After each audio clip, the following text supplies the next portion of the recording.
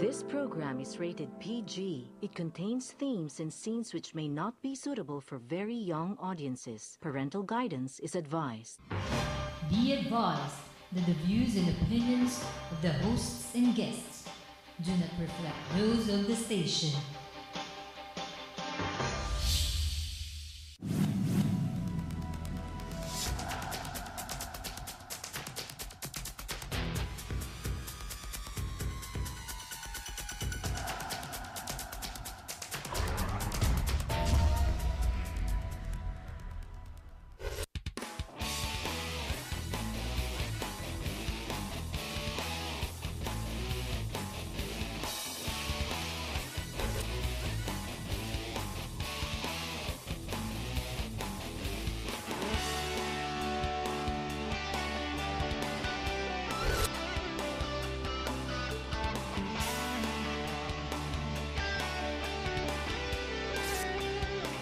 You are what you watch.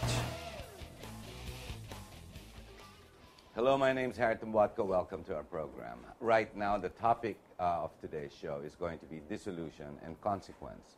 Well, it's obvious we've got the problem and the dead, the 44 from the SAF. Let's not forget the 2 civilians that were caught in the crossfire. Obviously, there are more questions than answers that are awaiting all of us. Now, there are consequences that have to take place now that the government, or basically this administration, has addressed these issues with one, continuing the Bangsamoro Basic Law. 2, an inquisition of sorts by the military, for the military, by them, and many other issues that seem to come to perform. Now, these issues become problematic when the perception of the people goes by way of dissolution. Now, my question would be very easily, is the perception of a majority that is not informed or care not to be informed, is that the survey we have to take into consideration? Or for those who get involved and become body politic and question the issues at hand? Then again, maybe you should be the judge. At this point, we will discuss the hard issues confronting us. At this point, it's not necessarily as sensitive because all the editorials around the country, even the TV hosts, even the radio hosts, it seems everyone is on the one and same path to ask the very hard questions. Is Mar involved? And if he is not, why wasn't he? How about General Espina? How does a suspended general like Purisima get involved? And how does a president like Pinoy allow all of this to happen? All these questions, let's go through them as we discuss the very same issues that are unfolding. Remember, there's definite dissolution. 2, consequence of dissolution, what? A coup d'etat? What? Marching on the streets? What? The people going out? A bloody revolution? What is at hand and what should be done? We have with us Pastor Boy Saicon. He is no stranger to you. He's one of our political analysts I personally like to involve to help me analyze, understand these issues that are unfolding. Hello, Mr. Saicon. Buti naman narito ka kasi itong issue nito napaka-sensitibo. Salamat, Harit. Hindi lang sensitive, nakalulungkot. Nakakalulungkot. And I don't understand, before the show you were telling me that it was interesting. Of all people that formulated and put together the SAF, the Special Armed Forces of the Philippine National Police, it was former President and General Ramos himself who set this up. Kailan niya pa natayo po yan? This was done prior to the declaration of martial law. This was a specific act when General Burr ordered the abolishment of the constabulary brigade. And then General Ramos was informed.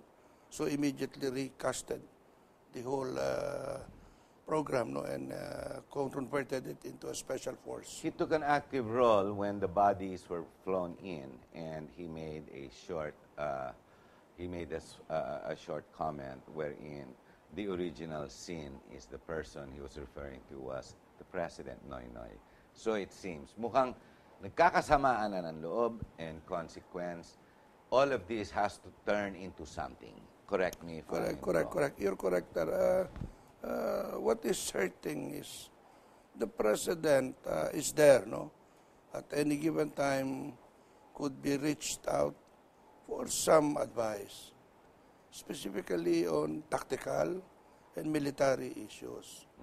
I remember one time, no, when he castigated us during the time of the God Save the Queen, when what we call a loose ball situation transpired. Ano meaning ng loose ball situation? When no one was in control.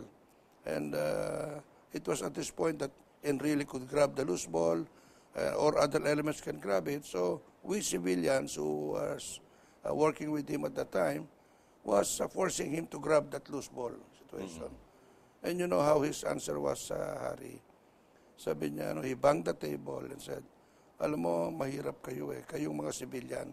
You think more military than I do. You know, it's easy to pull the trigger and fire your gun. But how to stop it becomes the greater issue and the consequence of that act.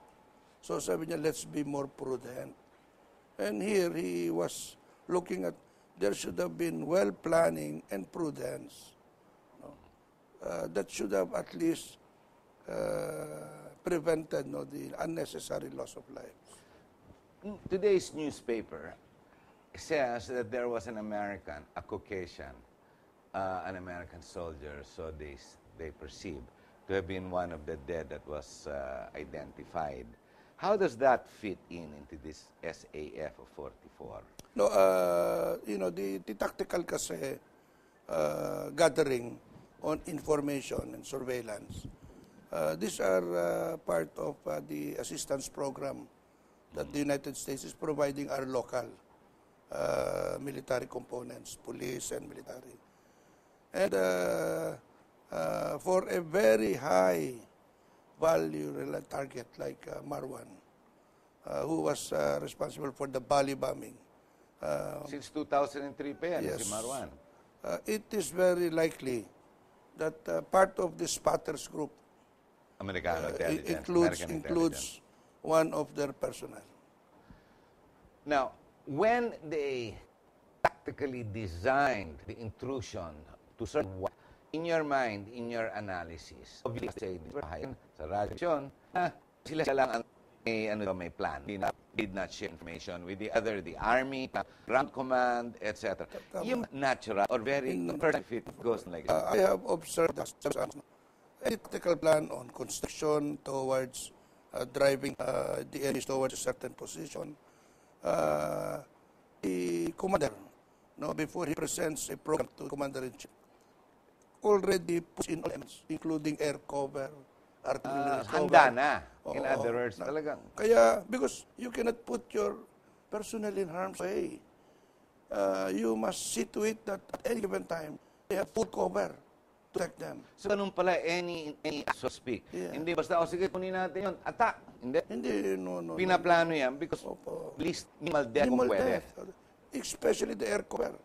Like you must have attack helicopters prepared. How will you evacuate? Remember, we lost some officers because there were no helicopters in the past.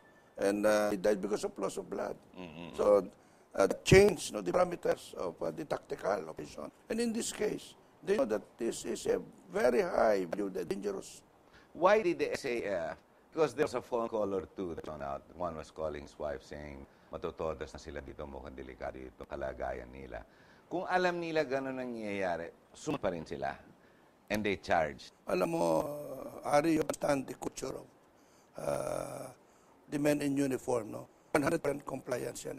They will not question the order. So, this comes from the commander and up to the commander, Now, wala siyang alam kung saan kumuha ng yung battalion commander. Siyempre, alam nila doon sa sub-commander, saan kumuha yung commander.